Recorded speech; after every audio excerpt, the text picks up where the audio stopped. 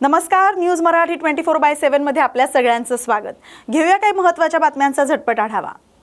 नागपूरच्या लखनगंज पोलीस ठाण्याच्या हद्दीत एका तरुणाची आत्महत्या। आयुष अमर वामन असं मृत तरुणाचं नाव। आयुष आणि त्याच्या शेजारी राहणाऱ्या एका तरुणीमध्ये प्रेमसंबंध। मागील काही दिवसांपासून दोघांमध्ये वाद, यामुळे आयुष मानसिक तणावात। आत्महत्येपूर्वी तरुणानं तरुणीला व्हिडिओ कॉल केल्याची माहिती। पुढील तपास सुरू। जळगाव जिल्ह्यातील चाळीसगाव तालुक्यात 2.5 महिन्यांच्या चिमुकलीचा मृत्यू। जिल्हा परिषद शाळेत लसीकरण झाल्यानंतर काही वेळातच चिमुकलीची प्रकृती बिघडल्याचा नातेवाईकांचा आरोप।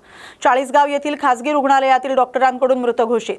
चिमुकलीचा पार्थिव शवविच्छेदनासाठी जळगाव शासकीय वैद्यकीय महाविद्यालयात रात्री उशिरापर्यंत पार्थिव ताब्यात न घेतल्याचा नातेवाईकांचा आरोप। पार्थिव मांडीवर घेऊन रात्र काढल्याची माहिती समोर।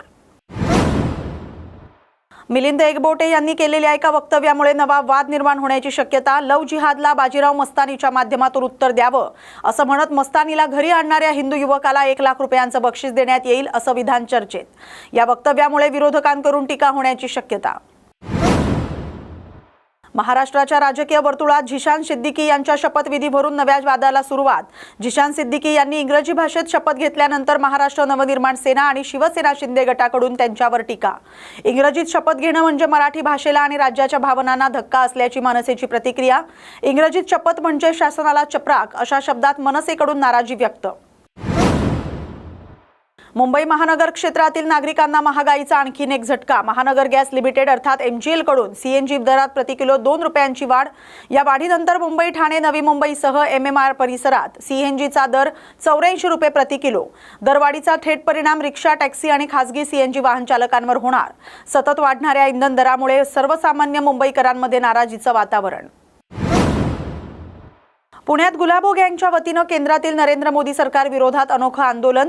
सोन्याची खरेदी टाळण्याच्या आवाहनाच्या निषेधार्थ आंदोलनकर्त्यांकडून झालमोरी बेचो असं घोषणा देत केंद्र सरकारच्या धोरणांवर टीका।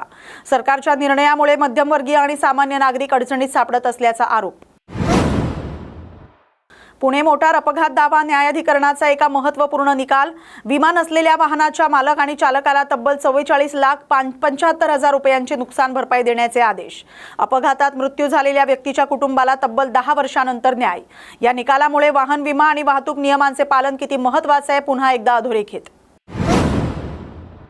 राज्यातील कांदा उत्पादक शेतकऱ्यांच्या प्रश्नावरून पुन्हा एकदा राजकीय वातावरण तापलं। मुंबईतील मंत्रालयासमोर किसान काँग्रेसकडून जोरदार आंदोलन।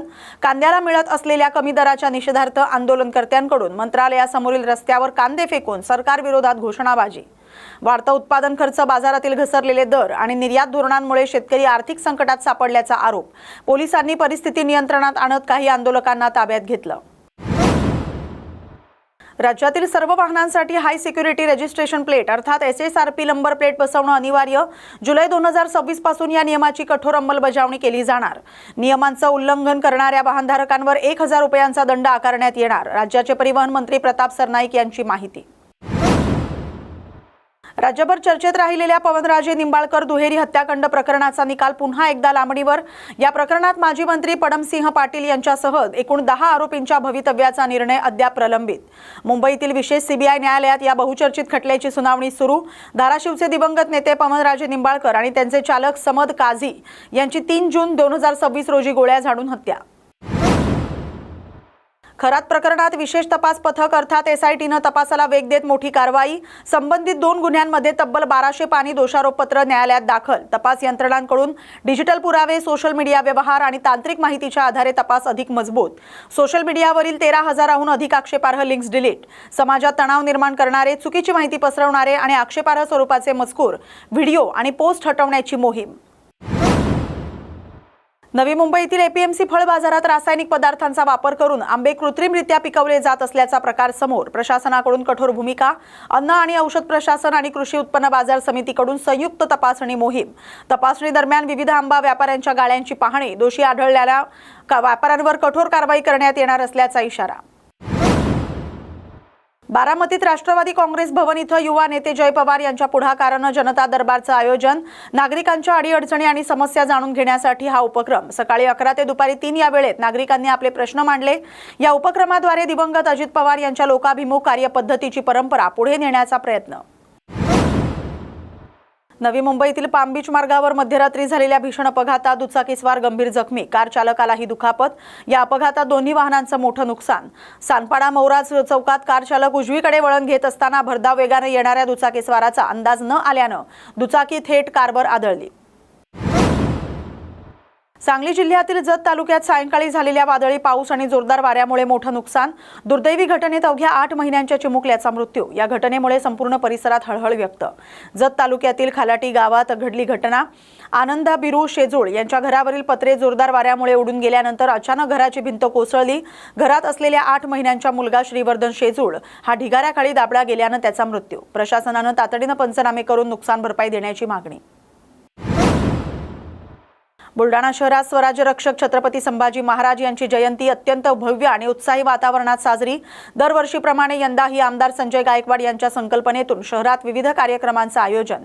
जयस्तंभ चौकामध्ये छत्रपती संभाजी महाराज यांचा भव्य पुतळा आणि स्मारक, हजारो शिवप्रेमींकडून महाराजांना मानवंदना, फटाक्यांची आतिषबाजी, आकर्षक लेझर लाईट आणि डोळ्यांचं पारणं फेडणारी विद्युत रोषणाई।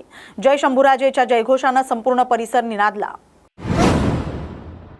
स्वराज्यवीर छत्रपती संभाजी महाराज यांच्या जयंतीनिमित्त बुलढाणा शहरात मराठा पाटील युवक समितीच्या वतीनं भव्य मोटरसायकल रॅलीचं आयोजन।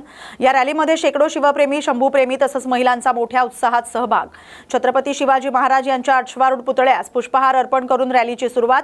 जय जिजाऊ, जय शिवराय आणि छत्रपती संभाजी महाराज की जय अशा घोषणांनी परिसर दणाणला।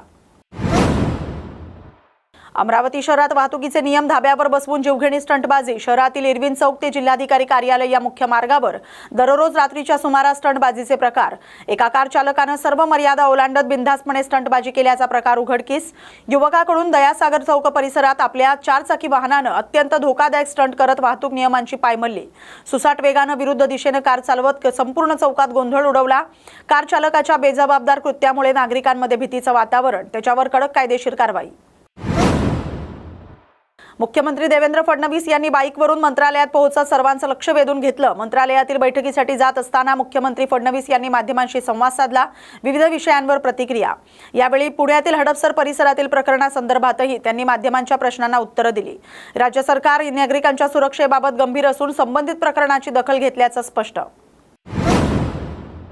संजय शिरसाट यांच्याकडून माध्यमांशी संवाद। निदा खान प्रकरणात SIT चौकशीची मागणी केल्याची माहिती।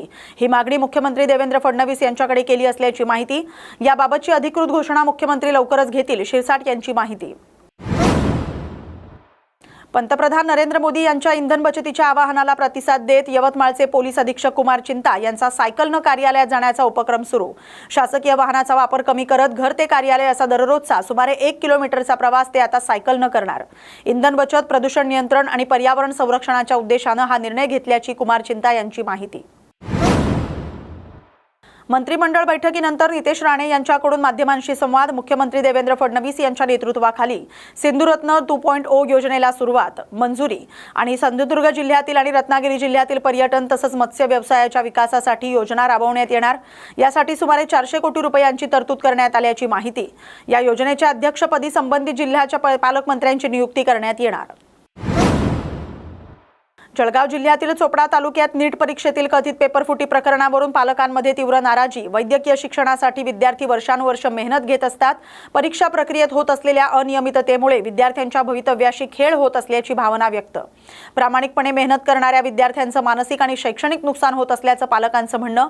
चोपडा तालुक्यातील पालकांकडून तहसीलदारांना निवेदन। पेपरफुटी प्रकरणातील दोषींवर कठोर कारवाईची मागणी। या बातमीसोबतच झटपट बातम्यांमध्ये आता इथेच थांबतोय। अशाच महत्त्वाच्या आणि झटपट बातम्यांच्या आढाव्यासाठी पाहत राहा न्यूज मराठी 24/7। नवा भारत, नवा विचार।